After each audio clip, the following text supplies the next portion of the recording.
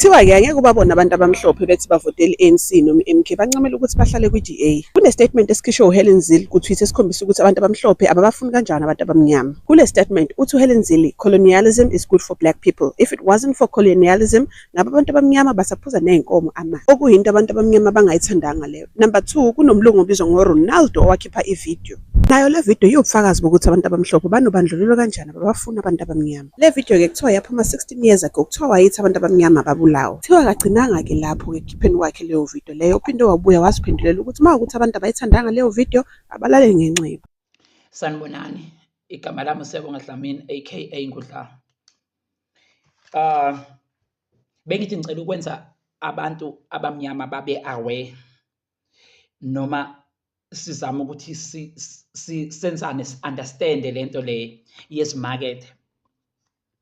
Kunento lana esiloke sisatshiswa ngayo for a long time, lento yi-propaganda, lento indlela yokubrainwasha abantu abamnyama ukuthi bahleze bekwi-fear. Kuthiwa izimakethe zihappy nge-relationship le-coalition ye-DA ne-ANC. Leyanto baloke bethi if kuwukuthi kungacombine i-MK, i-ANC and i-EFF, kune-risk yokuthi kube nabatshali bezimali abaphula bathi pull out, angithi yabo. So ngithi ke mina, let us understand qala ukuthi okay, mina nawe siyazi ukuthi le relationship i-toxic, labantu bayazondana i-ANC ne-DA. Okay, asiqale sibheke ukuthi i-DA iwubani, iwubani i-DA, yakhiwe ubani. I-DA ngokwami yakhiwe amabhunu nabelungu abanobandlululo, ngoba i-DA uma ngase kuwukuthi let's say if DA yaflop, akwazi ukuthi bangasuka abelungu bathi bazovotela i-ANC noma i-MK, angithi yabo. So bahleli lapha ngoba abasifuni beyabantu abamnyama, noma ngathi uyibheda kangakanani kodwa they rather stick there, angithi yabo. Nginobufakazi bokuthi ngithi labantu laba abelungu abanobandlululo abanyanya abantu abamnyama. Kune statement esike sakhishwa uHelen Zille ku-Twitter, watweeta wathi colonialism is good for us as blacks. Yes, what if it wasn't for colonialism, we wouldn't have piped water. What he think about the transport infrastructure, akazwabala nani yesithathu, angithi yabo. Shuthi uthi lo sisi lona, if it wasn't for whites, if it wasn't for colonialism, ngabe thina sisaphuza ney'nkomo emifuleni amanzi. Shuthi thina bese ngeke sesidevelophe, shuthi thina bese ngeke sibe civilized ngendlela yethu abantu abamnyama, besohleze nje siphuza namaselesele emanzini, ngabe sisame kuleya ndawo. Inhlamba leyo nhlamba ikhombisa ukuthi lo mlungu unobandlululo, unonya, usaqhuba leyanto yaqalwa omkhulu bakhe bese bentshontsha imihlaba yethu. Number 2, kule nsuku nangu umlungu etrenda la ibhunu leli uRonaldo Khosi. uRonaldo Khosi une statement abesikhiphile ukuthi owakhipha ivideo ethi kumele kubulawe abantu abamnyama. Okay, kuthiwa le video ya 16 years ago. Lo mlungu lebhunu leli beliphathe ePhalamende ngoba lisaspendiwe, baxoshwanga. Emva kokubukela amavidiyo amaningi wakhe, ngibonile ukuthi lo mlungu bazonda kangakanani abantu abamnyama. Khuluma ngokuthi abantu abamnyama kumele babulawe, uyayizwa leyo?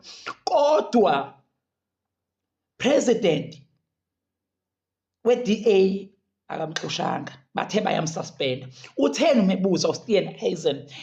Uthe uSteenhuisen ngoba le video ya 16 years ago, uthena, you know, when young people are young, when young people are irresponsible, they are young and irresponsible. Usho kanjalo. Bese wathi uxolisile umfana. Yayizwa leyo nto leyo, uxolisile umfana kanti kumele kuthiweni. Angithi uyabona? Alright, uma exolisile lo mfana bese wenza njani manje kule insuku bese wathi if ukuthi yakudina ivideo engayikhiphayo bhala lebhunu. If ukuthi yakudina ivideo engayikhiphayo 16 years ago. For uphethwe ama-chest pains ukuthi kuphathisa ngama-chest pains le video engayikhiphayo 16 years ago, hamba uphuze iPanado. Yes, ukudelela ungakanani kwalo mfana, but i-DA imsuspendile. You understand? I-DA ithi lo mfana usebenzisile ilanguage, ngizolikhumbula le gama lesilungu uthi excretive or excrete, but le gama belisho ukuthi extremely bad if ngilibheka kwi-dictionary. Abasho beyibeka njengoba iyona ukuthi lo mfana lona umuntu obandlululayo, umuntu onobandlululo. Why bengayibeki ukuthi lo mfana lona uyi-racist? Why bengayibeki nje icace? Why bengayibeki icace? Okay. Shothi kuthiwa isela, uma uthenga into eseleni, right? Automatically nawe uyisela ngoba usizana naye. So if uvuna umuntu obandlulula abantu abamnyama, that means nawe automatically racist. That means uSteenhuisen, uHelen Zille, ulo mfana lona. So kumele ukuthi senze njani? Kumele ukuthi sibathole bonke. So leya cabinet iyonke. You understand? Then baphusha manje le narrative yokuthi basabise bathini bathi izimakethe ziyayithanda leya combination. If ukuthi izimakethe zithanda i-DA, let's dig deep ukuthi kwazona izimakethe ziyobani. All right. Sihleli nabantu la abelungu esingabafuni, but kumele sithandane nabo. That's abusive relationship. Then we have to maintain this relationship. Ngoba sisaba ukuthi izimakethe uma kuwukuthi asithandane ne-DA zizopull out. Akushuthi bawuba if kuwukuthi izimakethe ziyabantu abafuna, if kuwukuthi abatshali izimali laba abangenabandlululo abafuna ukubambisana ne-South Africa, if bengazi iqiniso, bazi iqiniso ukuthi kwenzakalana eSouth Africa, bazothi no, akahlehla amabhunu sifuna ukubambisana nabantu nama-native people, like right, abantu bomdabu bala eSouth Africa. Khona into eshawo uSteenhuisen uyazi bayacapitalize ngokungazi kwabantu abamnyama. Uloke ethi laphana njalo umbukele ukukhuluma amavidiyo uthi abantu bakhulumile ngamavoti wabo, basho ukuthi abafuni kube ne-majority party, kube ne-party ezo leader. So abantu ngevoti labo bathena bafuna sisebenzisane. Uyabona ngathi esuke ekhuluma kanjalo, uhlakaniphile uyazi ukuthi ngaphesheya abatshali bezimali laba bangaphandle bayawubukela amavidiyo. So bona babuka ukuthi wow, abantu base-South Africa bathena makusetshenziswane, wow, but thina la South Africa siyazi ukuthi leyo nto ayikho. Asifuna ukusebenzisana namabhunu, thina siyawanyanya njengoba nawe sinyanya, asitshontshele umhlaba wethu. Bahlele emhlabeni ontshontshiweyo, bahlele amasela, because ba-enjoy izinto ezintshontshiweyo. Umkhulu wabo thina siyahlupheka.